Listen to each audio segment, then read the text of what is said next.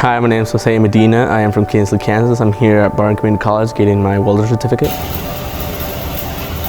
Quite a few things that I originally didn't know about welding. There's a lot of techniques to it, a lot more things to it. I just like everything about it. I've always liked welding. We offer entry-level MIG, TIG, stick, and cutting processes. By entry level, I mean you should be able to get out of here, get your foot in the door, and go take a welding test for another company. Wade is a very awesome teacher. He's pretty chill to get around with. He tries to teach you a lot because Wade has a lot of experience out with welding.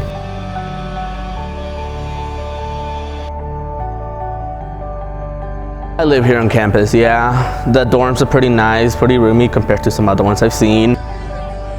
And it's just a cool college to come to. There's a lot of different things. Take the challenge and follow your dreams, I guess.